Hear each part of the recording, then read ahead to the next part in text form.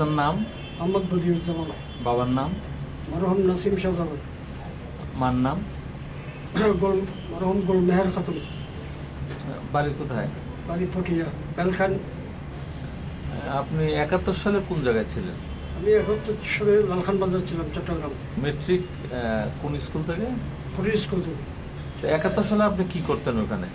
আমি আসলে আমার বাবার দোকান ছিল, আচ্ছা, ব্যবসা ছিল, ব্যবসা প্রতিষ্ঠান ছিলাম আমি। ব্যবসা প্রতিষ্ঠান থেকে আমি 71 সালে 26শে মার্চ লালখান বাজার থেকে আমি বেরি। সন্ধ্যায় বের হওয়ার সময় দেখি 2-3টা লাশ সার্কিট হাউস থেকে গুলির মধ্যখান থেকে আমি বেরিয়ে আসি, বাকলিয়ার রাত্রে যাপন করি।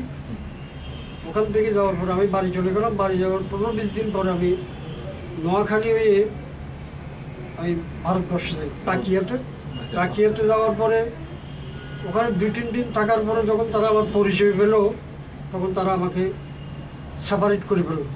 এই চিটাগাঙ্গের লোক এখানে কর্তৃক আসলো। তখন আমি যে পারপাসে গেছি, নুরুল হক কন্ট্রাক্টর লালখান বাজার আওয়ামী লীগের প্রেসিডেন্ট ছিলেন, উনি আমাকে চিঠি দিছে হানিফ সাহেবের কাছে, এমপি হানিফ সাহেবের কাছে। তখন হানিফ সাহেব ওখানে ক্যাম্প ইনচার্জ ছিলেন। তখন আমি আসলে প্রথম ভাগে ওনাকে আমি চিঠি, পরে যখন আমাকে তারা আলাদা করে ফেললো, তখন আমি ওনাকে চিঠিটা দিলাম।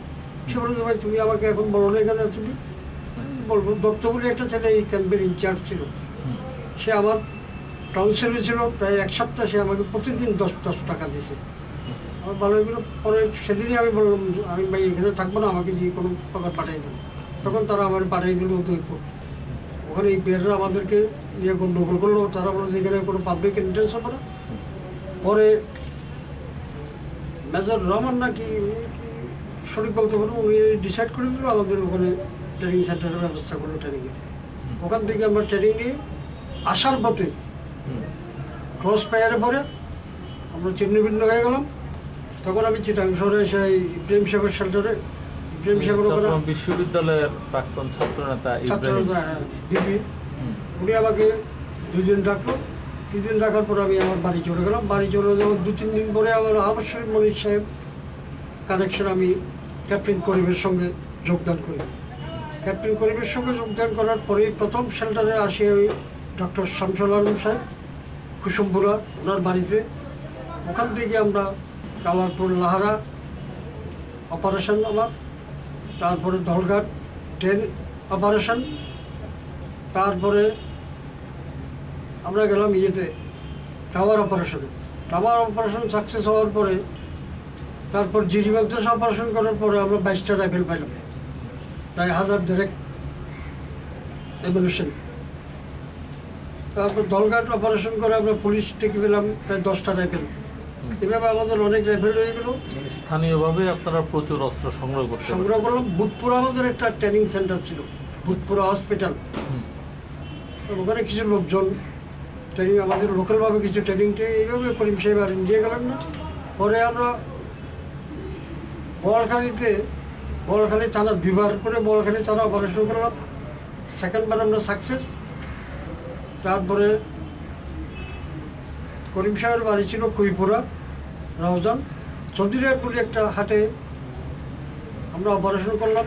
সন্ধ্যা রোজা 6 রোজার দিন অপারেশন করে 2nd টিকা ফয়েজ আহমদ, তার নাম ফয়েজ আহমদ টিক্কা বলতো, ইন্ডিয়ার থেকে একটা চিঠি আসছে তার প্রডিউসার, তাকে মেরে ফেলার জন্য। সে বহু হিন্দুর মেয়েজন নষ্ট করছে, তাকে ওদের ওখানে অন দি স্পটে মারা হলো।